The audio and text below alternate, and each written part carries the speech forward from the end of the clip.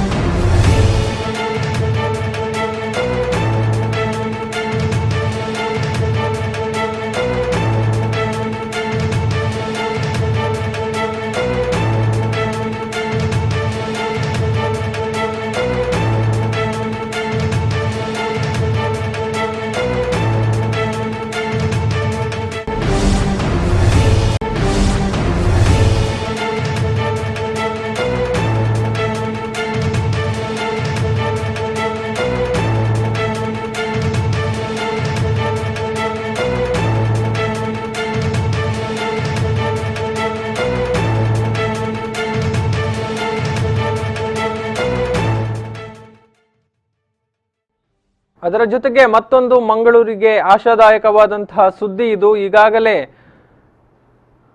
Wenlock ಆಸ್ಪತ್ರೆಯಲ್ಲಿ ಸಿದ್ಧಗೊಂಡಿರುವಂತಹ ಪ್ರತ್ಯೇಕ block ಏನಿದೆ ಅದು ಸಂಪೂರ್ಣವಾಗಿ ಸುಸಜ್ಜಿತಗೊಂಡು ಈಗ ಸೇವೆಯನ್ನ ಸಲ್ಲಿಕೆ ಮಾಡೋದಿಕ್ಕೆ ಸಜ್ಜಾಗಿದೆ ಅನ್ನುವಂಥದ್ದನ್ನ ನಾವು ನೋಡಬಹುದು. ವೆಲ್ಲಾಕ್ನ ಹೊಸ ಬ್ಲಾಕ್ ಅನ್ನ ಈಗ ಸಂಪೂರ್ಣವಾಗಿ ಕೋವಿಡ್-19 ಚಿಕಿತ್ಸೆಗೆ ಸಜ್ಜುಗೊಳಿಸಲಾಗಿದೆ. ಕೊರೋನಾ ಶಂಕಿತ ರೋಗಿಗಳು ಹಾಗೇನೆ ಸೋಂಕಿಗೆ ತುತ್ತಾದವರು ಎರಡು ವಿಭಾಗದ ರೋಗಿಗಳಿಗೆ ತಪಾಸಣೆಯನ್ನ ಮಾಡುವಂತದ್ದಿರಬಹುದು ಅಥವಾ ಚಿಕಿತ್ಸೆಯನ್ನು ಕೊಡುವಂತದ್ದಿರಬಹುದು, ಎಲ್ಲಾ ಕೆಲಸಗಳಲ್ಲಿ ಆಗುತ್ತೆ ಅನ್ನುವಂಥದ್ದನ್ನ ನೋಡಬಹುದು. ಈಗ ಸದ್ಯ ಸೋಂಕಿತರು ಹಾಗೂ ಶಂಕಿತ ರೋಗಿಗಳು ಆಯುಷ್ ಬ್ಲಾಕ್ ನಲ್ಲಿ ಇದ್ದಾರೆ. ಅಲ್ಲಿ ಅವರನ್ನ ಇರಿಸಿ ಅವರಿಗೆ ಚಿಕಿತ್ಸೆಯನ್ನ ಕೊಡಲಾಗ್ತಾ ಇದೆ. ಆದ್ರೆ ಇನ್ನು ಮುಂದಕ್ಕೆ ಈ ಒಂದು ಹೊಸ ಬ್ಲಾಕ್ಗೆ ಅವರನ್ನ ಶಿಫ್ಟ್ ಮಾಡಲಾಗುತ್ತೆ ಎನ್ನುವಂತಹ ಮಾಹಿತಿಗಳು ಕೂಡ ಬಂದಿರುವಂತದ್ದು. ಅಂದ್ರೆ ಬ್ಲಾಕ್ನ ಈ ಒಂದು 3ನೇ ಮಹಡಿ ಏನಿದೆ, ಹೊಸ ಬ್ಲಾಕ್ನ 3ನೇ ಮಹಡಿಯನ್ನ ಅದನ್ನ ಸಂಪೂರ್ಣವಾಗಿ ಕೊರೋನಾ ಶಂಕಿತ ರೋಗಿಗಳಿಗೆ ಮೀಸಲಿಡಲಾಗುತ್ತೆ. ಅಂದ್ರೆ ಡೌಟೆಡ್ ಅಥವಾ ಸಸ್ಪೆಕ್ಟೆಡ್ ಕೇಸ್ಗಳನ್ನ ಅಲ್ಲಿ ಇರಿಸಲಾಗುತ್ತೆ ಅನ್ನುವಂಥದ್ದು. ಅಲ್ಲಿ ಒಟ್ಟು 4 ವಿಭಾಗಗಳಲ್ಲಿ 79 ಹಾಸಿಗೆಗಳ ವ್ಯವಸ್ಥೆಯನ್ನ ಮಾಡಲಾಗಿದೆ. ಅದರ ಜೊತೆಗೆ ಸ್ಯಾಂಪಲ್ ಕಲೆಕ್ಷನ್ಗೆ ಕೂಡ ಒಂದು ಸಪರೇಟ್ ರೂಮ್ನ ವ್ಯವಸ್ಥೆಯನ್ನ ಇಲ್ಲಿ ಮಾಡಿಕೊಳ್ಳಲಾಗಿದೆ. ಗಂಟಲ ದ್ರವ ಸಂಗ್ರಹಕ್ಕೂ ಕೂಡ ಪ್ರತ್ಯೇಕ ಸುಸಜ್ಜಿತ ಕೊಠಡಿಯನ್ನ ಇಲ್ಲಿ ರಚನೆ ಮಾಡಲಾಗಿದೆ. ಇನ್ನು ಶಂಕಿತ ರೋಗಿಗಳ ವರದಿ ಪಾಸಿಟಿವ್ ಬಂದಲ್ಲಿ ಅವರನ್ನ 2ನೇ ಮಹಡಿಗೆ ಶಿಫ್ಟ್ ಮಾಡಲಾಗುತ್ತೆ. ಅಂದ್ರೆ 3ನೇ ಮಹಡಿಯಲ್ಲಿ ಸಸ್ಪೆಕ್ಟೆಡ್ ಕೇಸ್ಗಳಿದ್ರೆ ಅಲ್ಲಿಂದ 2ನೇ ಅಲ್ಲಿ ಏನು ಟೆಸ್ಟಿಂಗ್ ಆಗುತ್ತೆ, ರಿಪೋರ್ಟ್ ನಲ್ಲಿ ಪಾಸಿಟಿವ್ ಅಂತ ಕಂಡು ಬಂದ್ರೆ ಅವರನ್ನ 2ನೇ ಬ್ಲಾಕ್ಗೆ ಅಥವಾ 2ನೇ ಮಹಡಿಗೆ ಶಿಫ್ಟ್ ಮಾಡಲಾಗುತ್ತೆ. ಅಲ್ಲಿ ಅನೇಕ ಹಾಸಿಗೆಗಳ ವ್ಯವಸ್ಥೆಯನ್ನು ಕೂಡ ಮಾಡಲಾಗಿದೆ. ಇನ್ನು ಸೋಂಕಿತರ ಪೈಕಿ ಯಾರ್ದಾದ್ರೂ ಪರಿಸ್ಥಿತಿ ಚಿಂತಾಜನಕ ಆದ್ರೆ ಅಥವಾ ಗಂಭೀರ ಆದ್ರೆ ಅವರನ್ನ ಮತ್ತೆ 1ನೇ ಮಹಡಿಗೆ ಶಿಫ್ಟ್ ಮಾಡಲಾಗುತ್ತೆ ಅನ್ನುವಂತಹ ವಿಚಾರಗಳು ಕೂಡ ಈಗ ಆರೋಗ್ಯ ಇಲಾಖೆ ಬಹಿರಂಗಪಡಿಸಿರುವಂತದ್ದು.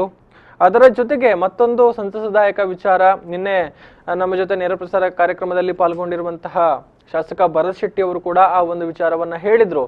ಅಂದ್ರೆ ಏನು ಒಂದು ಪ್ರಯೋಗಾಲಯ ಈಗ ರಚನೆಯಾಗಿದೆ, ಕಾರ್ಯಾರಂಭವನ್ನ ಮಾಡ್ತಾ ಇದೆ ಮಂಗಳೂರಿನ ವೆಲ್ನಾಕ್ ಆಸ್ಪತ್ರೆಯಲ್ಲಿ ವೈರಾಲಜಿ ಲ್ಯಾಬ್. ಅದಕ್ಕೆ ICMR ನಿಂದ ಒಂದು ಅನುಮೋದನಾ ಪತ್ರ ದೊರಕುವಂತದ್ದು ಬಾಕಿ ಇತ್ತು. ಇದೀಗ ಆ ವಿಚಾರ ಕೂಡ ಸಕಾರಾತ್ಮಕವಾಗಿ ಬಂದಿದ್ರೆ, ಅಂದ್ರೆ ICMR ನಿಂದ ಅನುಮೋದನಾ ಪತ್ರ ದೊರಕಿದ್ದು ಇನ್ನೇನು ಅಧಿಕೃತವಾಗಿ ಈ ಒಂದು ಲ್ಯಾಬ್ ಕಾರ್ಯಾರಂಭವನ್ನ ಕೂಡ ಮಾಡಲಿದೆ. ಈ ಮೂಲಕ ಮಂಗಳೂರಿನಲ್ಲೇ ಎಲ್ಲ ಶಂಕಿತ ರೋಗಿಗಳ ಒಂದು ವರದಿಯನ್ನ ಪಡೆಯೋದಿಕ್ಕೆ ಮಂಗಳೂರಿನಲ್ಲೇ ಸಾಧ್ಯ ಇದೆ. ಅನಾವಶ್ಯಕವಾಗಿ ಹಾಸನ, ಮೈಸೂರು, ಬೆಂಗಳೂರಿಗೆ ಸ್ಯಾಂಪಲ್ಗಳನ್ನ ಕಳುಹಿಸಿಕೊಡ್ಬೇಕಾದಂತಹ ಅವಶ್ಯಕತೆಗಳು ಇಲ್ಲ ಅನ್ನುವಂಥದ್ದು. ಹೆಚ್ಚಿನ ಮಾಹಿತಿ ಕೊಡ್ತಾರೆ ಪ್ರತಿನಿಧಿ ನಾಗೇಶ್ ಕಾವೂರು. ಹಲೋ ನಾಗೇಶ್. ಎಸ್, 12 ಮಂದಿ ರೋಗಿಗಳಿದ್ರು ಜಿಲ್ಲೆಯಲ್ಲಿ, 4 ಮಂದಿ ಡಿಸ್ಚಾರ್ಜ್ ಆಗಿದ್ದಾರೆ. ಉಳಿದವರ ಪರಿಸ್ಥಿತಿ ಹೇಗಿದೆ? ಅವರು ಯಾವಾಗ ಡಿಸ್ಚಾರ್ಜ್ ಆಗ್ತಾರೆ? ಈ ಬಗ್ಗೆ ಏನಾದ್ರು ಮಾಹಿತಿಗಳಿದೆಯಾ ಅನ್ನುವಂಥದ್ದು ಈಗ? ಹೌದು ಗೌತಮ್, ಅಂದ್ರೆ ನಿನ್ನೆ 12 ಮಂದಿಯಲ್ಲಿ 4 ಮಂದಿಯನ್ನು ನಿನ್ನೆ ತಾನೇ ಒಂದು ವೈದ್ಯಾಧಿಕಾರಿಗಳ ಮಾಹಿತಿ ಮೇರೆಗೆ ಅವರನ್ನು ಡಿಸ್ಚಾರ್ಜ್ ಮಾಡಲಾಗಿರುತ್ತೆ. ಇನ್ನು ಉಳಿದವರನ್ನು ಸದ್ಯದ ಮಟ್ಟಿನಲ್ಲಿ ಬಿಡುಗಡೆ ಮಾಡಿ ಅವರ ಕೂಡ ಆರೋಗ್ಯ ಸ್ವಲ್ಪ ಮಟ್ಟಿನಲ್ಲಿ ಆರೋಗ್ಯ ಚೇತರಿಕೆ ಕಂಡು ಬರುತ್ತ ಹಿನ್ನೆಲೆಯಲ್ಲಿ ಅವರನ್ನು ಕೂಡ ಆದಷ್ಟು ಬೇಗ ಬಿಡುಗಡೆಗೊಳಿಸಲಾಗುತ್ತೆ. ಸದ್ಯ ಅವರು ಈಗ ಮಂಗಳೂರಿನ ವೆಲ್ನಾಕ್ ಆಸ್ಪತ್ರೆ, ಕೋವಿಡ್ ಆಸ್ಪತ್ರೆಯಲ್ಲಿ ಚಿಕಿತ್ಸೆಯನ್ನು ಪಡೆಯುತ್ತಿರುವಂತದ್ದು. ಹಾಗಾಗಿ ಇವರೀಗ ಇನ್ನು ಉಳಿದವರು ಈಗ ಸಾಕಷ್ಟು ಚಿಕಿತ್ಸೆಯನ್ನು ಪಡೆಯಲಾಗುತ್ತಿರುವಂತದ್ದು ಗೌತಮ್. ಓಕೆ, ಅಂದ್ರೆ ಅದರ ಜೊತೆಗೆ ಈಗ ಏನು ಒಂದು ಲ್ಯಾಬ್ ಕೂಡ ಪೂರ್ಣ ಪ್ರಮಾಣದಲ್ಲಿ ಕಾರ್ಯಾರಂಭವನ್ನ ಮಾಡ್ತಾ ಇದೆ. ಅದರ ಜೊತೆಗೆ ಹೊಸ ಬ್ಲಾಕ್ ಅನ್ನ ಈಗ ಸಂಪೂರ್ಣವಾಗಿ ಕೋವಿಡ್-19ಗೆ ರಿಸರ್ವ್ ಇಡಲಾಗಿದೆ ಅನ್ನುವಂಥದ್ದು. ಸೊ ವ್ಯವಸ್ಥೆಗಳೆಲ್ಲ ಹೇಗೆ ಆಗಿದೆ ಅನ್ನುವಂಥದ್ದು, ಏನೆಲ್ಲ ವಿಶೇಷವಾಗಿ ಈಗ ವ್ಯವಸ್ಥೆಗಳನ್ನ ಅಲ್ಲಿ ಮಾಡಲಾಗಿದೆ ಅಂತ? ಹೌದು ಗೌತಮ್, ಅಂದ್ರೆ ಈಗ ಕೊರೋನಾ ವೈರಸ್ಗೆ ಸಂಬಂಧಪಟ್ಟಂತೆ ಗಂಟಲು ದ್ರವ್ಯವನ್ನು ಅಂದ್ರೆ ಬೆಂಗಳೂರು ಮತ್ತು ಇನ್ನಿತರ ಒಂದು ಶಿವಮೊಗ್ಗ ಆಸ್ಪತ್ರೆಗೆ ಸೇರಬೇಕಾಗುತ್ತೆ. ಹಾಗಾಗಿ ಇಲ್ಲಿಯೇ ಒಂದು ಅದಕ್ಕೆ ಸಾಕಷ್ಟು ಅಂದ್ರೆ ಒಂದು ಲ್ಯಾಬ್ ಅನ್ನು ತೆರೆಬೇಕೆಂಬ ಇಲ್ಲಿಯ ಶಾಸಕರು ಆಗಿರುವಂತಹ ವೇದಸ್ವಾಮಿ ಕಾಮತ್ ಆಗಿರ್ಬೋದು, ಭರತ್ ಶೆಟ್ಟಿ ಆಗಿರ್ಬೋದು, ಇನ್ನಿತರ ಶಾಸಕರು ಕೂಡ ಒತ್ತಡ ಮಾಡಿ ವಿಧಾನಸಭೆಯಲ್ಲಿ ಇದರ ಬಗ್ಗೆ ಚರ್ಚೆಯನ್ನು ಮಾಡಿರುವಂತದ್ದು. ಹಾಗಾಗಿ ಮಂಗಳೂರಿನಲ್ಲಿ ಕೋವಿಡ್-19 ಲ್ಯಾಬ್ ಅನ್ನು ತೆರೆಬೇಕೆಂಬ ಒತ್ತಡದ ಮೇರೆಗೆ ಈಗ ಸದ್ಯದ ಮಟ್ಟಿನಲ್ಲಿ ಮಂಗಳೂರಿನಲ್ಲಿ ಒಂದು ಲ್ಯಾಬ್ ಆರಂಭಗೊಂಡಿರುವಂತದ್ದು. ಇದು ಸಾಕಷ್ಟು ಅಂದ್ರೆ ಇಲ್ಲಿ ನುರಿತ ವೈದ್ಯರು ಕೂಡ ಇಲ್ಲಿ ಟೆಸ್ಟ್ ಮಾಡಲಾಗುತ್ತೆ. ಅಂದ್ರೆ ಗಂಟಲು ದ್ರವ್ಯಗಳನ್ನು ತಪಾಸಣೆ ಮಾಡಲಾಗುತ್ತೆ. ಆ ಬಳಿಕ ತಪಾಸಣೆ ಮಾಡಲಾಗುತ್ತೆ Gautam. Yes, thank you Nagesh ತಮ್ಮೆಲ್ಲ ಮಾಹಿತಿಗಾಗಿ.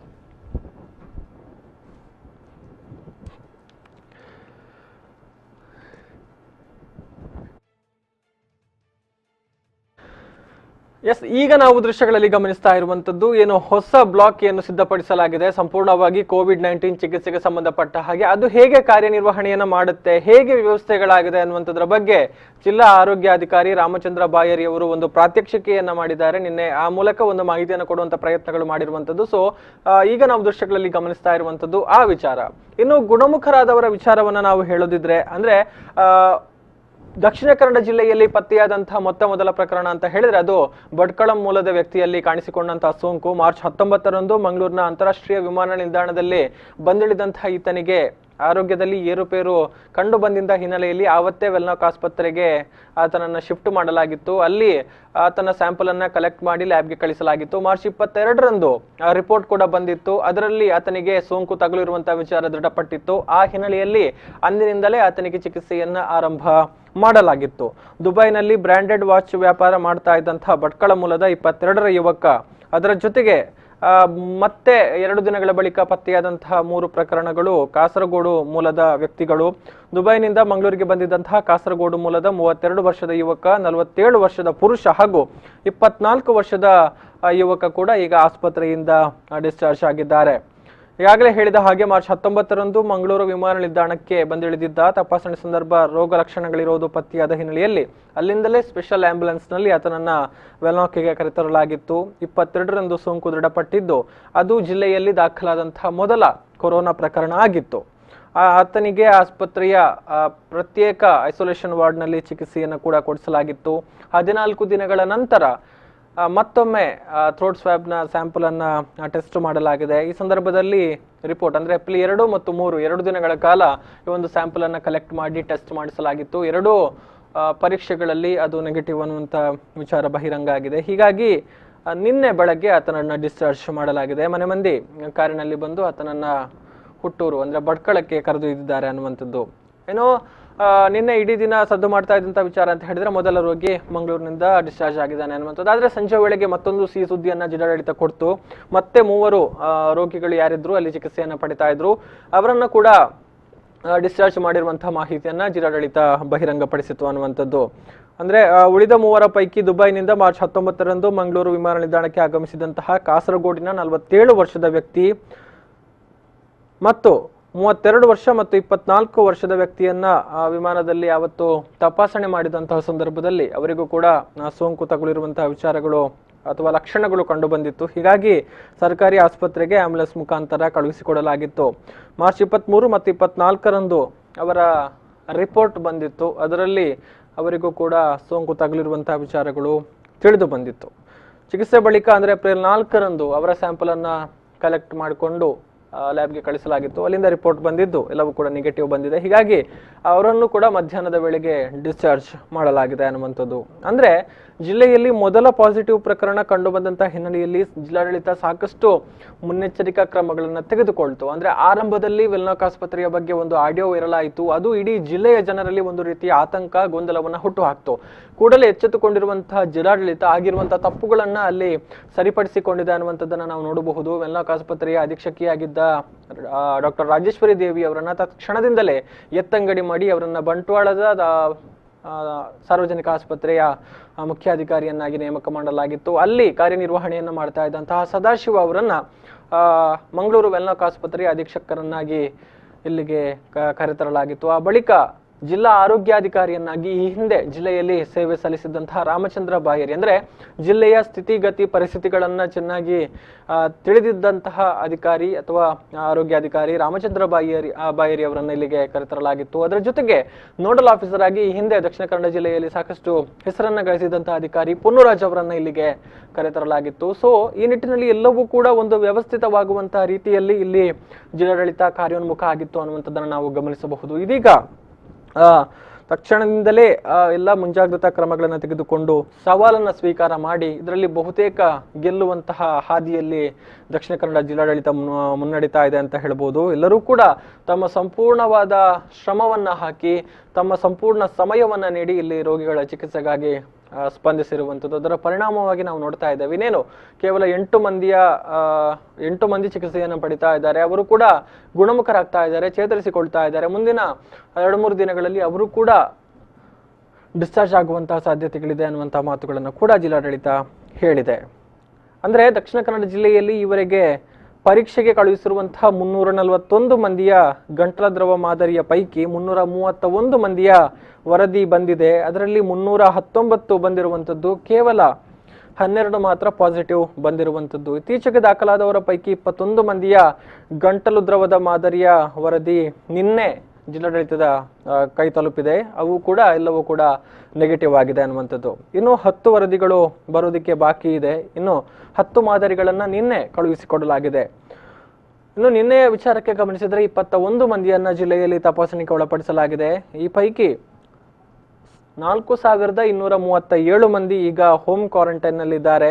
10 ಮಂದಿ ESI ಆಸ್ಪತ್ರೆಯಲ್ಲಿ ಇರುವಂಥದ್ದು. 1709 ಮಂದಿ ಈವರೆಗೆ 29 ದಿನಗಳ ನಿಗಾ ಅವಧಿಯನ್ನು ಈಗಾಗಲೇ ಪೂರ್ಣಗೊಳಿಸಿದ್ದಾರೆ.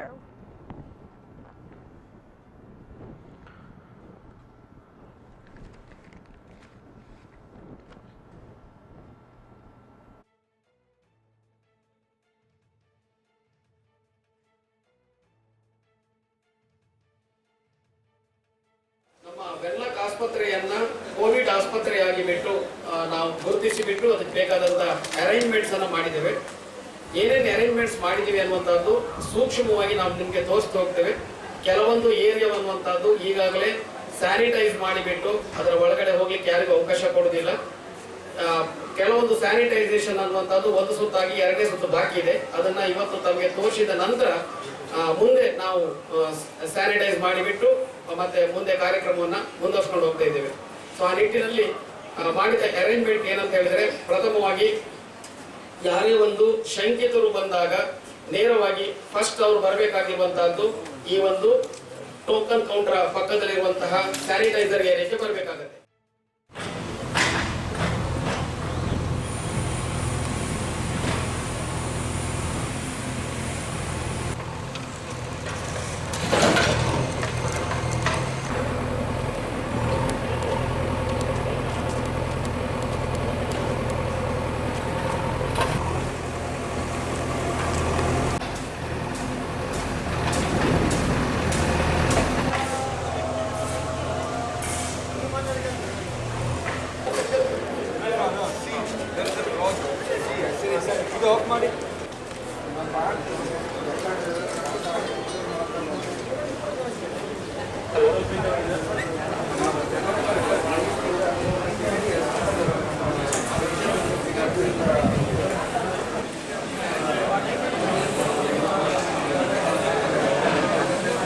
ಅಂತ ತಿಳ್ಕೊಂಡು ಅಥವಾ ಶಂಕಿತ ವ್ಯಕ್ತಿ ಅಂತ ಬಂದವರನ್ನ ತಿಳ್ಕೊಂಡ್ಬಿಟ್ಟು ಫಸ್ಟ್ ಮಾಡಬೇಕಾಗಿರುವಂತಹದ್ದು ಸ್ಯಾನಿಟೈಸ್ ಆದ ನಂತರ ಅವರಿಗೆ ಒಂದು ಮಾಸ್ಕ್ ಅನ್ನ ಕೊಡ್ತಾರೆ. ಆ ಮಾಸ್ಕ್ ಅನ್ನು ಅವರು ಧರಿಸ್ಕೊಳ್ತಾರೆ. ಅದಾದ ನಂತರ ಅದಾದ ನಂತರ ಅವರಿಗೆ ಒಂದು ಟೋಕನ್ ಅನ್ನ ಕೊಡ್ತಾರೆ. ಆ ಟೋಕನ್ ಅನ್ನು ತಗೊಂಡ್ಬಿಟ್ಟು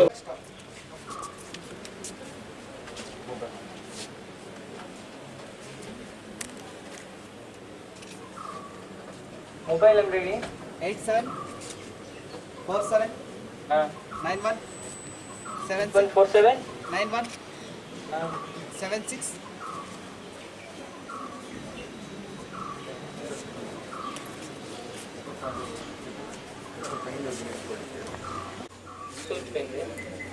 ಬರ್ತಾರೆ. ನೆಕ್ಸ್ಟ್ ಇಲ್ಲಿ ಬಂದು 455 ಕಾಂಟ್ಯಾಕ್ಟ್ ನಂಬರ್ 5 ಮಿನಿಮೈಸ್ ಮಾಡಿ. ಅದು ಮಿನಿಮೈಸ್ ಮಾಡಿ. ಇದು ಓಪನ್ ಮಾಡಿದ್ವಿ.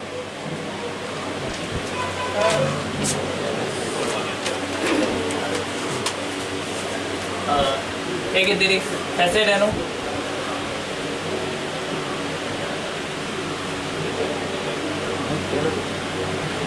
ನಿಮಗೆ ಏನು ಫಾರಿನ್ 2 ವಾರ ಅಲ್ಲೇ ಫಾರಿನ್ ಟ್ರಾವೆಲ್ ಏನುಂಟಾ? ಡೆಲ್ಲಿ ಅಲ್ಲಿ ಅದು ನಿಜಾಮುದ್ದೀನ್ ತಬ್ಲಿಕಿ ಮರ್ಕಸ್ ಹೋಗಿದ್ರಿ? ಏನು ಪಾಸಿಟಿವ್ ಕೇಸ್ ಕಾಂಟ್ಯಾಕ್ಟ್ ಏನುಂಟಾ ನಿಮಗೆ? ಈಗ ನಿಮಗೆ ಜ್ವರ ಕೆಮ್ಮು ಆ ಥರ ಏನುಂಟಾ? ಕೆಮ್ಮು ಜ್ವರ ದಮ್ ಕಟ್ ಏನು ತೊಂದರೆ ಇಲ್ಲ?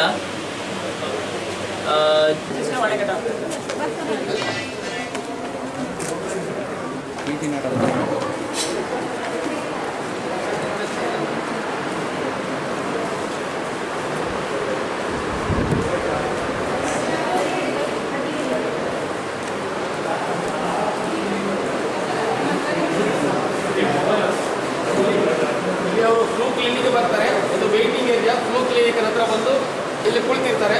ಅವರ ಶೀಟನ್ನು ಸಿಸ್ಟರ್ ಅವರೇ ತಗೊಂಡು ಹೋಗ್ತಾರೆ. ಇವ್ರು ಯಾವುದು ಮುಟ್ಲಿಕ್ಕಿಲ್ಲ. No touch method. ಅಲ್ಲಿ ಹೋಗ್ಬಿಟ್ಟು ಡಾಕ್ಟರ್ ಕೂತಿರ್ತಾರೆ, ಅವರ ಪರ್ಮಿಷನ್ ಅವರಿಗೆ ಇಲ್ಲಿ ಕೂತಿರ್ತಾರೆ.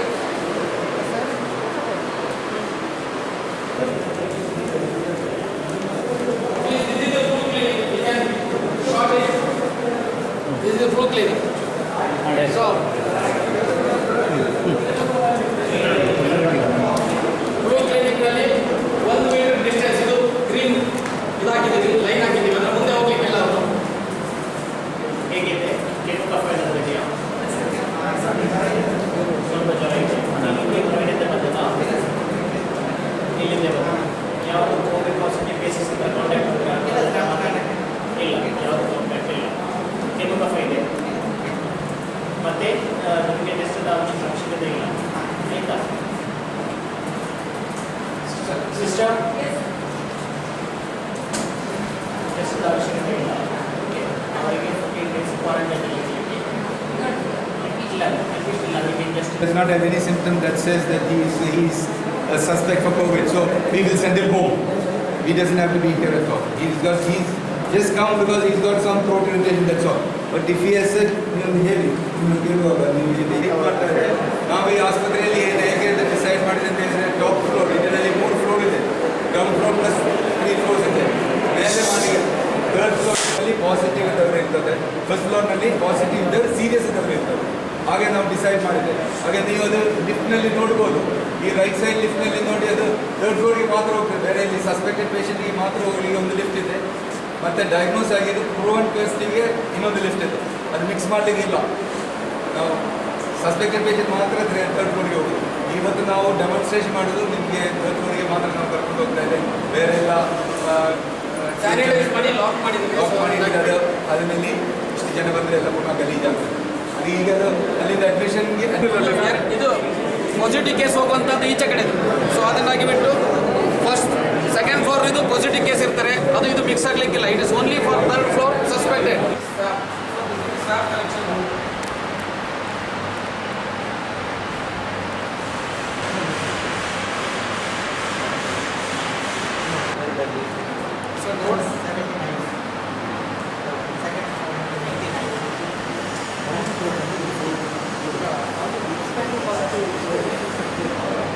Minimum 1 meter ಅಂತ ಹೇಳ್ತಾರೆ. So we have kept more than 1 meter.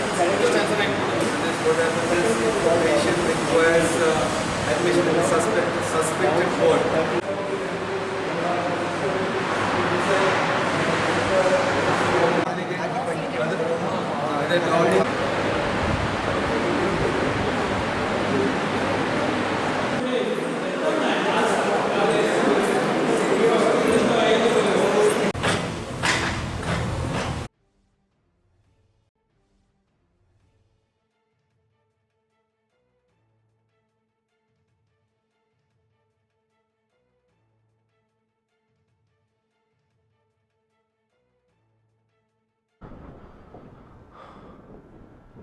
S, ಈಗಾಗಲೇ ನೋಡಿದ್ವಿ ಹೇಗೆ ಒಂದು ಹೊಸ ಬ್ಲಾಕ್ ಅನ್ನು ಈಗ ಸಿದ್ಧಪಡಿಸಲಾಗಿದೆ ಅನ್ನುವಂಥದ್ದು. ಜೊತೆಗೆ ಅದು ಹೇಗೆ ಕಾರ್ಯಾಚರಣೆಯನ್ನ ಮಾಡುತ್ತೆ ಅನ್ನುವಂಥದ್ರ ಬಗ್ಗೆ ಕೂಡ ಜಿಲ್ಲಾ ಆರೋಗ್ಯಾಧಿಕಾರಿ ರಾಮಚಂದ್ರ ಬಾಯರಿ ಅವರು ಮಾಹಿತಿಯನ್ನ ಕೊಟ್ಟಿದ್ದಾರೆ. ಅಂದ್ರೆ ಈಗ ಸೂಪರ್ ಸ್ಪೆಷಾಲಿಟಿ ಬ್ಲಾಕ್ ಏನಿದೆ ವೆನ್ಲಾಕ್ ಆಸ್ಪತ್ರೆಯಲ್ಲಿ ರಚನೆಯಾಗಿರುವಂಥದ್ದು, ಅದನ್ನ ಕೊರೋನಾ ಶಂಕಿತ ಹಾಗೂ ಸೋಂಕಿತರ ತಪಾಸಣೆಗಾಗಿ ಸಜ್ಜುಗೊಳಿಸಲಾಗಿರುವಂಥದ್ದು. ಹಿರಿಯ ವೈದ್ಯಾಧಿಕಾರಿಗಳ ಉಪಸ್ಥಿತಿಯಲ್ಲಿ ಆಸ್ಪತ್ರೆಗೆ ಬರುವಂತಹ ಶಂಕಿತ ಅಥವಾ ಸೋಂಕಿತ ರೋಗಿಗಳನ್ನ ಯಾವ ರೀತಿಯಲ್ಲಿ ಉಪಚರಿಸಲಾಗುತ್ತೆ ಅನ್ನುವಂಥದ್ರ ಬಗ್ಗೆ ಈಗ ಡೀಟೇಲ್ ಆಗಿ ಮಾಹಿತಿಯನ್ನ ಅವರು ಕೊಟ್ಟಿರುವಂಥದ್ದು. ಅಂದರೆ ಸೂಪರ್ ಸ್ಪೆಷಾಲಿಟಿ ಬ್ಲಾಕ್ನ ನೂತನ ಕೋವಿಡ್ ಬ್ಲಾಕ್ನ 3ನೇ ಮಹಡಿ ಏನಿದೆ ಅದನ್ನು ಸಂಪೂರ್ಣವಾಗಿ ಈಗ ಶಂಕಿತ ರೋಗಿಗಳಿಗೆ ಮೀಸಲಿಡಲಾಗಿರುವಂಥದ್ದು. ಇಲ್ಲಿ 4 ವಿಭಾಗಗಳಲ್ಲಿ ಒಟ್ಟು 79 ಹಾಸಿಗೆಗಳ ವ್ಯವಸ್ಥೆ ಮಾಡಲಾಗಿದೆ. ಇನ್ನು ಪ್ರತಿ ವಿಭಾಗದಲ್ಲೂ ಕೂಡ ರೋಗಿಗಳಿಗೆ ಚಿಕಿತ್ಸೆಯನ್ನು ಕೊಡುವಂತಹ ವೈದ್ಯರು ಹಾಗೂ ಸಿಬ್ಬಂದಿಗೆ ಡಾನಿಂಗ್ ಹಾಗೂ ಡಾಪಿಂಗ್ ರೂಮ್ಗಳನ್ನು ಕೂಡ ಸಿದ್ಧಪಡಿಸಲಾಗಿರುವಂಥದ್ದು. ಜೊತೆಗೆ ಶಂಕಿತ ರೋಗಿಯ ಗಂಟಲ ದ್ರವದ ಸಂಗ್ರಹಕ್ಕೂ ಕೂಡ ಪ್ರತ್ಯೇಕ ಸುಸಜ್ಜಿತ ಕೊಠಡಿಯನ್ನ ನಿರ್ಮಾಣ ಮಾಡಲಾಗಿದೆ. ಇನ್ನು ಶಂಕಿತ ರೋಗಿಗಳ ವರದಿ ಪಾಸಿಟಿವ್ ಅಂತ ಬಂದ್ರೆ ಅವರನ್ನ 2nd ಫ್ಲೋರ್ಗೆ ಶಿಫ್ಟ್ ಮಾಡಲಾಗುತ್ತೆ. ಅಲ್ಲಿ ಒಟ್ಟು 99 ಹಾಸಿಗೆಗಳ ವ್ಯವಸ್ಥೆಗಳನ್ನ ಮಾಡಲಾಗಿದೆ. ಇನ್ನು ಸೋಂಕಿತರ ಪೈಕಿ ಯಾರಾದರೂ ಚಿಂತಾಜನಕ ಸ್ಥಿತಿಗೆ ತಲುಪಿದ್ರೆ ಅಂತಹ ರೋಗಿಗಳನ್ನ 1st ಫ್ಲೋರ್ಗೆ ಸ್ಥಳಾಂತರ ಮಾಡ್ತಾರೆ. ಅಲ್ಲಿ 49 ಹಾಸಿಗೆಗಳ ವ್ಯವಸ್ಥೆಯನ್ನ ಮಾಡಲಾಗಿರುವಂಥದ್ದು. ಅಂದ್ರೆ ದ್ವಿತೀಯ ಮತ್ತು ತೃತೀಯ ಕೊಠಡಿಗಳಿಗೆ ತೆರಳಬೇಕಾದ್ರೆ ಪ್ರತ್ಯೇಕ ಲಿಫ್ಟ್ಗಳನ್ನು ಕೂಡ ಮೀಸಲಿಡಲಾಗಿದೆ. ಇನ್ನು ವೆನ್ಲಾಕ್ ಆಸ್ಪತ್ರೆಯಲ್ಲಿ ಈಗ KMCಯ 50 ಮಂದಿ, NHMನ 44 ಹಾಗೂ 136 ಸರ್ಕಾರಿ ದಾದಿಯರು ಕರ್ತವ್ಯದಲ್ಲಿದ್ದಾರೆ. ಅವರೆಲ್ಲರ ಸೇವೆಯನ್ನು ಕೂಡ ಈ ಒಂದು ಕೊರೋನಾ ಸಂಬಂಧಪಟ್ಟ ಹಾಗೆ ಚಿಕಿತ್ಸೆಗೆ ಪಡೆಯಲಾಗ್ತಾ ಇದೆ. ಗಮನಿಸಬಹುದು, ಎಲ್ಲರೂ ಕೂಡ ಅವಿರತವಾಗಿ ಶ್ರಮ ಪಡ್ತಾ ಇದ್ದಾರೆ. ಅದೆಲ್ಲದರ ಪರಿಣಾಮವಾಗಿ ಈಗ 12 ಮಂದಿಯ ಪೈಕಿ 4 ಗುಣಮುಖರಾಗಿ ಮನೆಗೆ ಮರಳಿರುವಂಥದ್ದನ್ನು ಕೂಡ ನಾವು ಗಮನಿಸಬಹುದು. ಈ ನಡುವೆ ಕೊರೋನಾ ಪರೀಕ್ಷಾ ಕೇಂದ್ರಕ್ಕೂ ಕೂಡ ಅನುಮತಿ ಲಭಿಸಿದೆ. 3 ದಿನಗಳ ಹಿಂದೆ ಟ್ರಯಲ್ ರನ್ ಇಲ್ಲಿ ಆರಂಭ ಆಗಿತ್ತು, ಪ್ರಾಯೋಗಿಕವಾಗಿ ಕಾರ್ಯನಿರ್ವಹಣೆ ಆಗ್ತಾ ಇತ್ತು. ಈಗ ಅಧಿಕೃತವಾಗಿ ಆರಂಭ ಆಗೋದ್ರ ಜೊತೆಗೆ ರೋಗಿಯ ಗಂಟಲ ದ್ರವದ ಸ್ಯಾಂಪಲ್ ಏನಿದೆ ಅದರ ರಿಪೋರ್ಟ್ ಅನ್ನ ಇಲ್ಲೇ ಪಡೆದುಕೊಳ್ಳಬಹುದು. ಕೇವಲ 2 ರಿಂದ 3 ಗಂಟೆಗಳ ಅವಧಿ.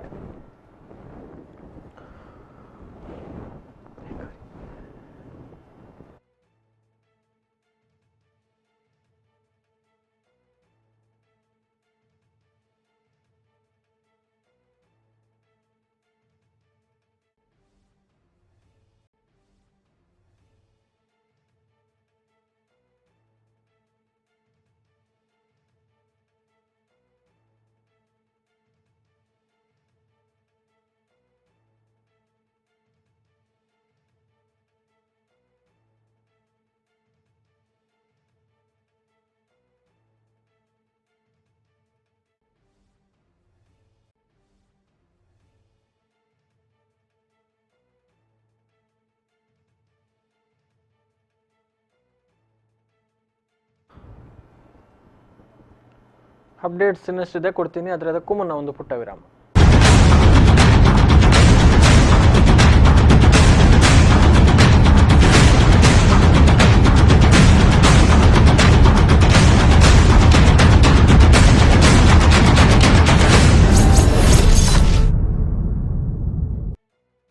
ಮಾನವನ ದೇಹದ ರಕ್ತನಾಳಗಳಲ್ಲಿ ಹರಿಯುವ ಚಲಿಸುವ ರಕ್ತವು ಸಾಮಾನ್ಯಕ್ಕಿಂತ ಅಧಿಕ ಒತ್ತಡದಲ್ಲಿ ಹರಿಯುವ ಚಲಿಸುವ ಕ್ರಿಯೆಯೇ ಅಧಿಕ ರಕ್ತದೊತ್ತಡ. ಪದೇ ಪದೇ ತಲೆನೋವು, ತಲೆ ತಿರುಗುವುದು, ಉಸಿರಾಟದ ಸಮಸ್ಯೆ, ದೃಷ್ಟಿಯ ಸಮಸ್ಯೆಗಳು, ಅನಿಯಮಿತ ಹೃದಯದ ಬಡಿತ ಇವೆಲ್ಲವೂ ಅಧಿಕ ರಕ್ತದೊತ್ತಡದ ಲಕ್ಷಣಗಳು. ಇದೆಲ್ಲ ಕಂಡು ಬಂದರೆ ತಕ್ಷಣವೇ ಹತ್ತಿರದ ಆಸ್ಪತ್ರೆಗೆ ಭೇಟಿ ನೀಡಿ ಚಿಕಿತ್ಸೆ ಪಡೆದುಕೊಳ್ಳಿ.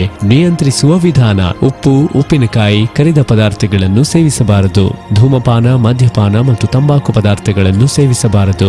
ದಿನನಿತ್ಯ ದೈಹಿಕ ಚಟುವಟಿಕೆ, ಯೋಗ ಮತ್ತು ವ್ಯಾಯಾಮವನ್ನು ತಪ್ಪದೇ ಮಾಡಿ. ತಮ್ಮ ಬಿಪಿಯನ್ನು ನಿಯಮಿತವಾಗಿ ಹತ್ತಿರದ ಆರೋಗ್ಯ ಕೇಂದ್ರದಲ್ಲಿ ಪರೀಕ್ಷಿಸಿ ಮತ್ತು ಸಲಹೆ ಪಡೆದುಕೊಂಡು ಮುಂಜಾಗ್ರತೆ ವಹಿಸಿ. ಪ್ರಕಟಣೆ ಜಿಲ್ಲಾ NCD ಕೋಶ, ಆರೋಗ್ಯ ಮತ್ತು ಕುಟುಂಬ ಕಲ್ಯಾಣ ಇಲಾಖೆ, ದಕ್ಷಿಣ ಕನ್ನಡ ಜಿಲ್ಲೆ, ಮಂಗಳೂರು. ರಕ್ತದಲ್ಲಿ ಸಕ್ಕರೆಯ ಅಂಶ ಹೆಚ್ಚಾಗುವ ಸ್ಥಿತಿಯೇ ಸಕ್ಕರೆ ಕಾಯಿಲೆ ಅಥವಾ ಡಯಾಬಿಟಿಸ್. ಸಕ್ಕರೆ ಕಾಯಿಲೆಯ ರೋಗಲಕ್ಷಣಗಳು: ಒಣಗಿದ ಬಾಯಿ, ವಿಪರೀತ ಬಾಯಾರಿಕೆ, ಪದೇ ಪದೇ ಮೂತ್ರ ವಿಸರ್ಜನೆ, ಅರೆನಿದ್ರಾವಸ್ಥೆ, ಆಯಾಸ, ಬೆವರುವುದು, ತಲೆನೋವು, ಹಸಿವು, ತಲೆ ತಿರುಗುವುದು, ದೇಹದಲ್ಲಿ ನಡುಕ ಇವೆಲ್ಲವೂ ಸಕ್ಕರೆ ಕಾಯಿಲೆಯ ಲಕ್ಷಣಗಳು. ಈ ಲಕ್ಷಣಗಳು ಕಂಡುಬಂದರೆ ಕೂಡಲೇ ಹತ್ತಿರದ ಆಸ್ಪತ್ರೆಗೆ ಭೇಟಿ ನೀಡಿ ಚಿಕಿತ್ಸೆ ಪಡೆದುಕೊಳ್ಳಿ. ಸಕ್ಕರೆ ಕಾಯಿಲೆಯನ್ನು ನಿಯಂತ್ರಣ ಮಾಡುವ ವಿಧಾನ: 30 ವರ್ಷ ವಯಸ್ಸಿನ ನಂತರ ವರ್ಷಕ್ಕೊಮ್ಮೆ ರಕ್ತ ಪರೀಕ್ಷೆ ಮಾಡಿಸಿ. ಸಿಹಿ ತಿಂಡಿಗಳನ್ನು ತಿನ್ನುವುದು ಕಡಿಮೆ ಮಾಡಿರಿ ಮತ್ತು ಹಣ್ಣು, ತರಕಾರಿಗಳನ್ನು ಹೆಚ್ಚು ಸೇವಿಸಿ. ನಿಯಮಿತ ವ್ಯಾಯಾಮ, ದೈಹಿಕ ಚಟುವಟಿಕೆಗಳನ್ನು ಮಾಡಿ. ಕಾಲಕಾಲಕ್ಕೆ ವೈದ್ಯರಲ್ಲಿ ತಪಾಸಣೆ ಮಾಡಿಸಿ ಮತ್ತು ಅವರ ಸಲಹೆಯಂತೆ ಮುಂಜಾಗ್ರತೆಯನ್ನು ವಹಿಸಿ. ಪ್ರಕಟಣೆ ಜಿಲ್ಲಾ NCD ಕೋಶ, ಆರೋಗ್ಯ ಮತ್ತು ಕುಟುಂಬ ಕಲ್ಯಾಣ ಇಲಾಖೆ, ದಕ್ಷಿಣ ಕನ್ನಡ ಜಿಲ್ಲೆ, ಮಂಗಳೂರು.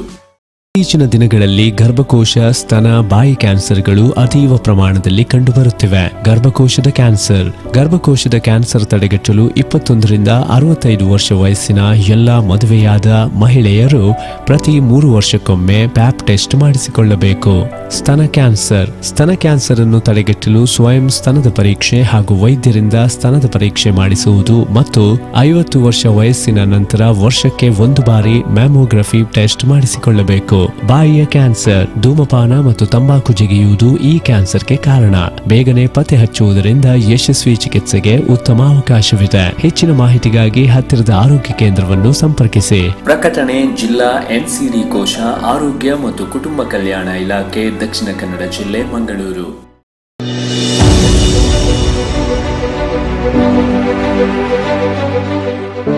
ಎಲ್ಲರಿಗೂ ನಮಸ್ಕಾರ. ಮೊದಲನೇದಾಗಿ ನಾನು ಎಲ್ಲರಿಗೂ ಧನ್ಯವಾದಗಳನ್ನು ಹೇಳಲಿಕ್ಕೆ ಇಷ್ಟಪಡ್ತೀನಿ. ಈ COVID-19 ನಿಯಂತ್ರಣಕ್ಕಾಗಿ 21 ದಿನಗಳ ಲಾಕ್ಡೌನ್ ಏನು ಅನೌನ್ಸ್ ಮಾಡಿದ್ದೀವಿ ಅದಕ್ಕೆ ಎಲ್ಲ ನಾಗರಿಕರಿಂದ ನಮಗೆ ಸಹಕಾರ ದೊರಕಿದೆ. ಆದ್ದರಿಂದ ಧನ್ಯವಾದಗಳು. ಸದ್ಯಕ್ಕೆ ನಮ್ಮ ಜಿಲ್ಲೆಯಲ್ಲಿ ಕೋವಿಡ್-19 ಹತೋಟಿಯಲ್ಲಿದೆ. ಆದರೂ ಕೂಡ ನಿಮಗೆ ತಿಳಿದಿರೋ ಹಾಗೆ ನಮ್ಮ ನೇಬರಿಂಗ್ ಡಿಸ್ಟ್ರಿಕ್ಟ್ಗಳಲ್ಲಿ ಏನು ನಡೀತಾ ಇದೆ ಅದನ್ನು ನಾವು ಪರಿಗಣನೆಗೆ ತಗೊಂಡು ಈ ಕೈ ಮೀರೋದನ್ನು ನಾವು ತಪ್ಪಿಸ್ಬೇಕಾಗತ್ತೆ. ನಾವು ವಿಶ್ವದಾದ್ಯಂತ ಈ ರೋಗದ ಬಗ್ಗೆ ಅನಾಲಿಸಿಸ್ ಮಾಡಿದ್ರೆ ಏನು ತಿಳ್ಕೊತೀವಿ, 60-65 ವರ್ಷಕ್ಕಿಂತ ಹೆಚ್ಚಿರೋ ಹಿರಿಯ ನಾಗರಿಕರು ಅಥವಾ ಯಾವುದಾದ್ರು ದೀರ್ಘಾವಧಿ ಕಾಯಿಲೆಗಳಿಂದ ಬಳಲ್ತಿರೋರು, ಇವರಲ್ಲಿ ಅನೇಕವಾದ ಕಾಂಪ್ಲಿಕೇಶನ್ಸ್ ಇದೆ, ಪ್ರಾಣಾಪಾಯ ಕೂಡ ಹೆಚ್ಚಿದೆ.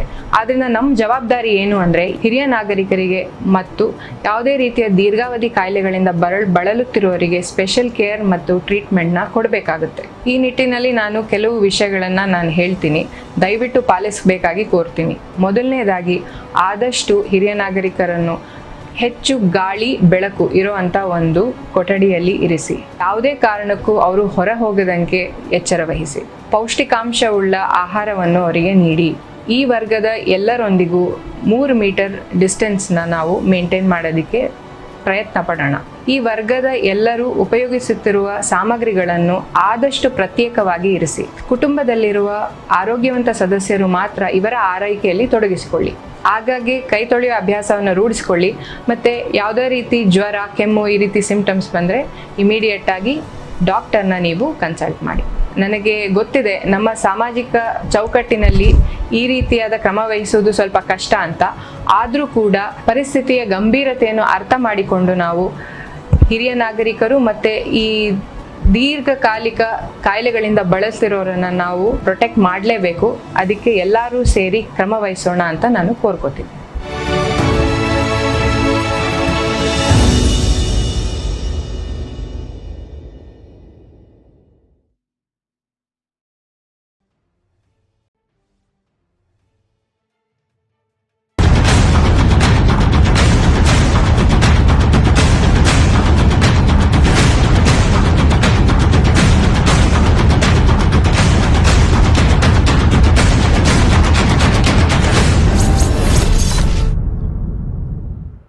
ಮತ್ತೊಮ್ಮೆ ಸ್ವಾಗತ. ಕೊರೋನಾ ಎಚ್ಚರ ವಿಶೇಷ ಬುಲೆಟಿನ್ಗೆ. ಇನ್ನೇನು 1 ವಾರ ಅಷ್ಟೇ ಬಾಕಿ ಇದೆ ಲಾಕ್ಡೌನ್ ಅವಧಿ. ಇಷ್ಟು ದಿನ ಸಹಕಾರವನ್ನ ಕೊಟ್ಟಿದ್ದೀರಿ, ಆ ಲಾಕ್ಡೌನ್ ಅವಧಿ ಮುಗಿಯುವವರೆಗೂ ಕೂಡ ತಮ್ಮ ಸಹಕಾರವನ್ನು ಮುಂದುವರಿಸಿ ಎನ್ನುವಂತಹ ಮನವಿಯನ್ನ ಮಾಡಿಕೊಂಡಿದ್ದಾರೆ ದಕ್ಷಿಣ ಕನ್ನಡ ಜಿಲ್ಲಾಧಿಕಾರಿ ಸಿಂಧು ಬಿ ರೂಪೇಶ್ ಅವರು.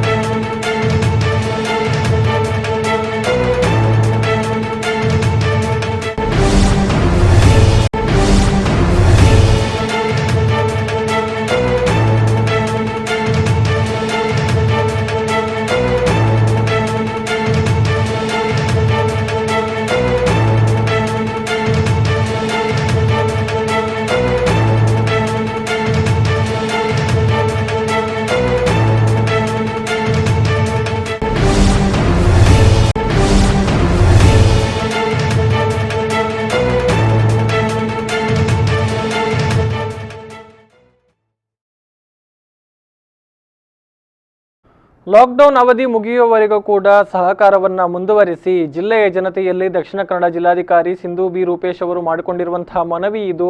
ಲಾಕ್ಡೌನ್ ಅವಧಿಯಲ್ಲಿ ಸಾಕಷ್ಟು ನಿರ್ಬಂಧಗಳನ್ನು ಹೇರಲಾಗಿದೆ, ಅದನ್ನೆಲ್ಲ ಪಾಲಿಸುವ ಮೂಲಕ ಇಷ್ಟರವರೆಗೆ ತಾವು ಸಹಕಾರವನ್ನ ಕೊಟ್ಟಿದ್ದೀರಿ.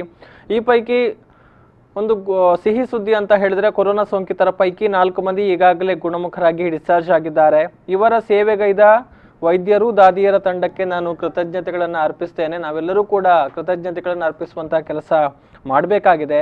ಅದರ ಜೊತೆಗೆ ಈ ಒಂದು ಲಾಕ್ಡೌನ್ ಅವಧಿ ಏನಿದೆ ಏಪ್ರಿಲ್ 14ರವರೆಗೂ ಕೂಡ ಇರುತ್ತೆ. ಈ ಸಂದರ್ಭ ಜಿಲ್ಲೆಯ ಸರ್ವರೂ ಕೂಡ ಎಂದಿನ ಹಾಗೆ ಸಹಕಾರವನ್ನು ಕೊಡಿ ಎನ್ನುವಂತಹ ಒಂದು ಮನವಿಯನ್ನ ಜಿಲ್ಲಾಧಿಕಾರಿ ಸಿಂಧು ಬಿ ರೂಪೇಶ್ ಅವರು ಮಾಡಿಕೊಂಡಿದ್ದಾರೆ.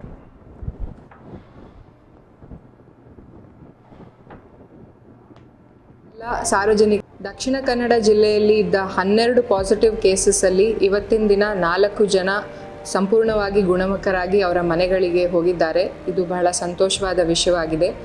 ಇದಕ್ಕಾಗಿ ಹಗಲಿರುಳು ದುಡಿದಂಥ ಎಲ್ಲ ಡಾಕ್ಟರ್ಸ್ಗಳು ಮತ್ತು ನರ್ಸಸ್ಗಳು, ಪ್ಯಾರಾಮೆಡಿಕಲ್ ಸ್ಟಾಫ್ ಎಲ್ಲರಿಗೂ ನಾನು ಧನ್ಯವಾದವನ್ನು ಹೇಳ್ತಾ ಇದ್ದೀನಿ. ಲಾಕ್ಡೌನ್ ಪೀರಿಯಡಲ್ಲಿ ನಾವು ಹಲವಾರು ರೀತಿಯಾದ ಸೂಚನೆಗಳನ್ನು ಕೊಡ್ತಾ ಬಂದಿದ್ದೀನಿ. ಅದಕ್ಕೆಲ್ಲ ಸಾರ್ವಜನಿಕರು ಸಹಕರಿಸಿದಿರ. ಲಾಕ್ಡೌನ್ ಅವಧಿ ಮುಗಿಯೋವರೆಗೂ ಸಹ ನೀವು ಇದೇ ರೀತಿ ಸಹಕಾರವನ್ನು ಕೊಡ್ತೀರಾ ಅಂತ ನಾನು ನಂಬಿದ್ದೀನಿ. ಧನ್ಯವಾದಗಳು. ದಕ್ಷಿಣ ಕನ್ನಡ ಜಿಲ್ಲೆಯಲ್ಲಿ ಇದ್ದ 12 ಪಾಸಿಟಿವ್ ಕೇಸಸ್ಸಲ್ಲಿ ಇವತ್ತಿನ ದಿನ 4 ಜನ ಸಂಪೂರ್ಣವಾಗಿ ಗುಣಮುಖರಾಗಿ ಅವರ ಮನೆಗಳಿಗೆ ಹೋಗಿದ್ದಾರೆ. ಇದು ಬಹಳ ಸಂತೋಷವಾದ ವಿಷಯವಾಗಿದೆ. ಇದಕ್ಕಾಗಿ ಹಗಲಿರುಳು ದುಡಿದಂಥ ಎಲ್ಲ ಡಾಕ್ಟರ್ಸ್ಗಳು ಮತ್ತು ನರ್ಸಸ್ಗಳು, ಪ್ಯಾರಾಮೆಡಿಕಲ್ ಸ್ಟಾಫ್ ಎಲ್ಲರಿಗೂ ನಾನು ಧನ್ಯವಾದವನ್ನು ಹೇಳ್ತಾ ಇದ್ದೀನಿ. ಲಾಕ್ಡೌನ್ ಪೀರಿಯಡಲ್ಲಿ ನಾವು ಹಲವಾರು ರೀತಿಯಾದ ಸೂಚನೆಗಳನ್ನು ಕೊಡ್ತಾ ಬಂದಿದ್ದೀನಿ. ಅದಕ್ಕೆಲ್ಲ ಸಾರ್ವಜನಿಕರು ಸಹಕರಿಸಿದಿರ. ಲಾಕ್ಡೌನ್ ಅವಧಿ ಮುಗಿಯೋವರೆಗೂ ಸಹ ನೀವು ಇದೇ ರೀತಿ ಸಹಕಾರವನ್ನು ಕೊಡ್ತೀರಾ ಅಂತ ನಾನು ನಂಬಿದ್ದೀನಿ. ಧನ್ಯವಾದಗಳು. ದಕ್ಷಿಣ ಕನ್ನಡ ಜಿಲ್ಲೆಯಲ್ಲಿ ಇದ್ದ 12 ಪಾಸಿಟಿವ್ ಕೇಸಸ್ಸಲ್ಲಿ ಇವತ್ತಿನ ದಿನ 4 ಜನ ಸಂಪೂರ್ಣವಾಗಿ ಗುಣಮುಖರಾಗಿ ಅವರ ಮನೆಗಳಿಗೆ ಹೋಗಿದ್ದಾರೆ. ಇದು ಬಹಳ ಸಂತೋಷವಾದ ವಿಷಯವಾಗಿದೆ. ಇದಕ್ಕಾಗಿ ಹಗಲಿರುಳು ದುಡಿದಂಥ ಎಲ್ಲ ಡಾಕ್ಟರ್ಸ್ಗಳು ಮತ್ತು ನರ್ಸಸ್ಗಳು, ಪ್ಯಾರಾಮೆಡಿಕಲ್ ಸ್ಟಾಫ್ ಎಲ್ಲರಿಗೂ ನಾನು ಧನ್ಯವಾದವನ್ನು ಹೇಳ್ತಾ ಇದ್ದೀನಿ. ಲಾಕ್ಡೌನ್ ಪೀರಿಯಡಲ್ಲಿ ನಾವು ಹಲವಾರು ರೀತಿಯಾದ ಸೂಚನೆಗಳನ್ನು ಕೊಡ್ತಾ ಬಂದಿದ್ದೀನಿ. ಅದಕ್ಕೆಲ್ಲ ಸಾರ್ವಜನಿಕರು ಸಹಕರಿಸಿದಿರ. ಲಾಕ್ಡೌನ್ ಅವಧಿ ಮುಗಿಯೋವರೆಗೂ ಸಹ ನೀವು ಇದೇ ರೀತಿ ಸಹಕಾರವನ್ನು ಕೊಡ್ತೀರಾ ಅಂತ ನಾನು ನಂಬಿದ್ದೀನಿ. ಧನ್ಯವಾದ.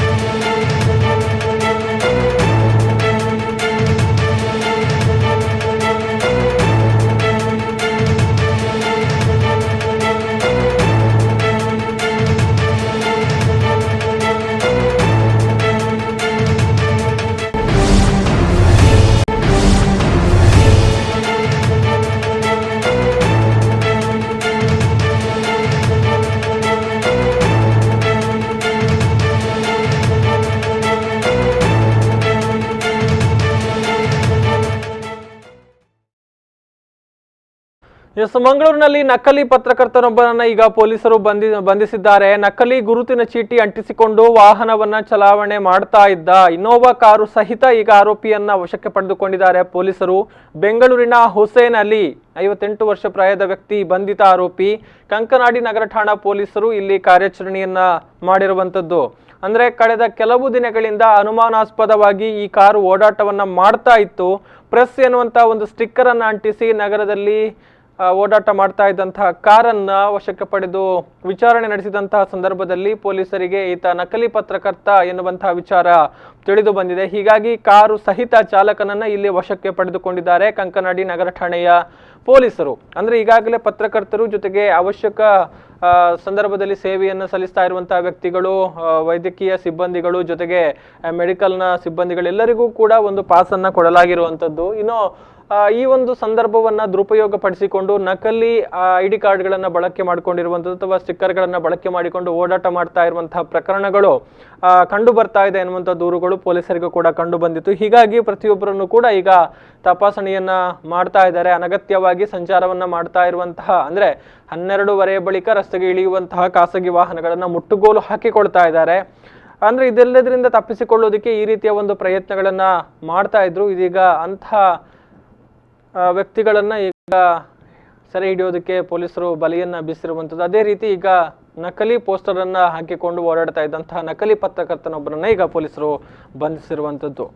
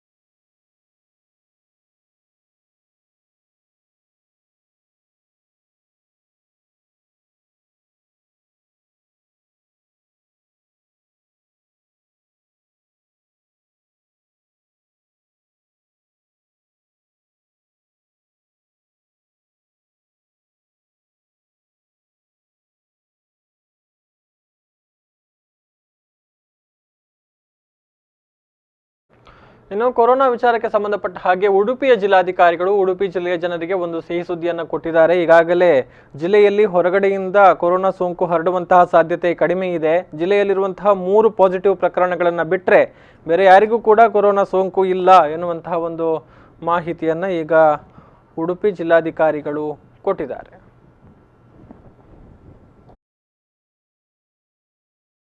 ಲ್ಯಾಬಿಗೆ ಕಳಿಸಿದ್ದೀವಿ. ಅವರ ಈಗ ನಮಗೇನು 3 ಪಾಸಿಟಿವ್ ಪ್ರಕರಣಗಳು ಬಂದಿದೆ, ಆ 3 ಪಾಸಿಟಿವ್ ಪ್ರಕರಣದಲ್ಲಿ ಬಂದಂತಹ ಅವರಿಗೆ ಕಾಂಟ್ಯಾಕ್ಟ್ಗೆ ಬಂದಂತಹ ಜನರೇನಿದ್ದಾರೆ ಅವ್ರನ್ನೆಲ್ಲರನ್ನೂ ಸಹ ನಾವು SDM ಮತ್ತು ನಮ್ಮ ಹಾಸ್ಟೆಲ್ನಲ್ಲಿ ಇಟ್ಟಿದ್ದೀವಿ. ಅವರ ಎಲ್ಲರ ಆರೋಗ್ಯ ತಪಾಸಣೆಯನ್ನು ಸಹ ಪ್ರತಿ ದಿವಸ ಮಾಡ್ತಾ ಇದ್ದೀವಿ. ಯಾರಿಗೂ ಸಹ ಯಾವುದೇ ಲಕ್ಷಣಗಳು ಸಹ ಕಂಡು ಬಂದಿಲ್ಲ. ಅವರಿಗೆ ಪ್ರೈಮರಿ ಕಾಂಟ್ಯಾಕ್ಟ್ಸ್ ಏನಿತ್ತು ಅವ್ರದ್ದು ನಾವು ಟೆಸ್ಟ್ ಮಾಡಲಿಕ್ಕೆ ಲ್ಯಾಬಿಗೆ ಕಳಿಸಿದ್ದೀವಿ. ಅವರು ಎಲ್ಲರೂ ಸಹ ನೆಗೆಟಿವ್ ಬಂದಿದೆ. ಹಾಗಾಗಿ ಸಾರ್ವಜನಿಕರು ಆತಂಕ ಪಡುವಂಥದ್ದು ಏನಿಲ್ಲ. ಹಾಗಾಗಿ ಸಾರ್ವಜನಿಕರಿಗೆ ನಮ್ಮ ಮನವಿ ಇಷ್ಟೇ, 14ರವರೆಗೂ ಏನು ನಡೀತಾ ಇದೆ ನಮ್ಮದು ಲಾಕ್ಡೌನ್ ಏನು ನಡೀತಾ ಇದೆ ಅದು ಸೀರಿಯಸ್ ಆಗಿ 14ರವರೆಗೂ ಮಾಡಬೇಕು. ಯಾವುದೇ ಕಾರಣಕ್ಕೂ ನಾನು ಈಗ ಬರ್ತಾ ಇದ್ದೆ, ಸಾರ್ವಜನಿಕರು 7 ಗಂಟೆಯಿಂದ 11 ಗಂಟೆವರೆಗೂ ಏನೋ ಫ್ರೀ ಬಿಟ್ಬಿಟ್ಟಿದ್ದಾರೆ, ಎಲ್ಲವನ್ನು ಓಡಾಡ್ಬೋದು ಅನ್ನೋ ಮನೋಭಾವ ಸಾರ್ವಜನಿಕರಲ್ಲಿ ಬಂದಿದೆ ಅಂತ ಅಂದ್ಕೊಂಡಿದ್ವಿ. ಹಾಗಾಗಿ ಈ ಥರದ ಮನೋಭಾವ ಯಾರಿಗೂ ಬೇಕಾಗಿಲ್ಲ. ತುರ್ತು ಅಗತ್ಯ ಸಂದರ್ಭಗಳಲ್ಲಿ ಮಾತ್ರ ಸಾರ್ವಜನಿಕರು ಬೆಳಗ್ಗೆ 7ರಿಂದ 11ರವರೆಗೂ ಹೊರಗೆ ಬರಬೇಕಂತ ನಾನು ಮನವಿ ಮಾಡ್ತೀನಿ. ಸುಮ್ಮನೆ ಫ್ರೀ ಬಿಟ್ಟಿದ್ದಾರೆ, ನಾವು ಒಂದು ಬರುವಂಥವ್ರು ಯಾರು ಇದ್ದರೆ ಅಂಥವ್ರ ವೆಹಿಕಲ್ಗಳನ್ನು ಜಪ್ತಿ ಮಾಡ್ತೀವಿ ಅಂತ ಹೇಳಿದ್ದೀವಿ.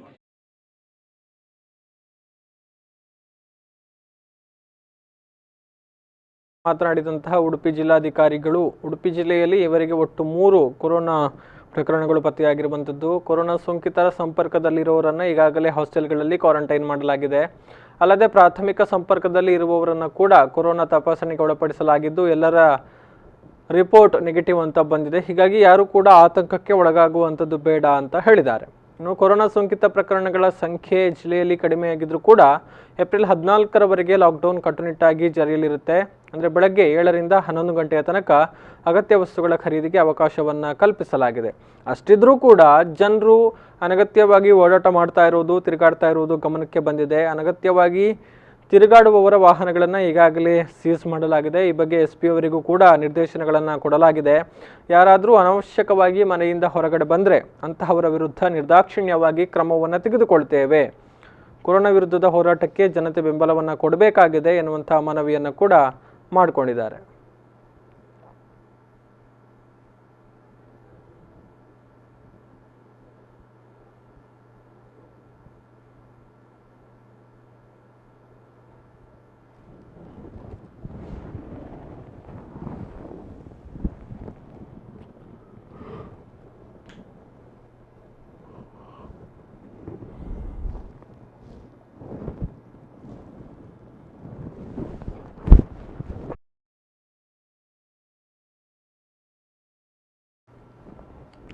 ಇದಿಷ್ಟು ಬೆಳಗಿನ ಸುದ್ದಿ. ಮುಂದಿನ ಸುದ್ದಿ ಮಾಹಿತಿ ಜೊತೆಗೆ ಮತ್ತೆ ಬರ್ತೀನಿ. ನೋಡ್ತಾ ಇರಿ B4 ನ್ಯೂಸ್. ನಮಸ್ಕಾರ.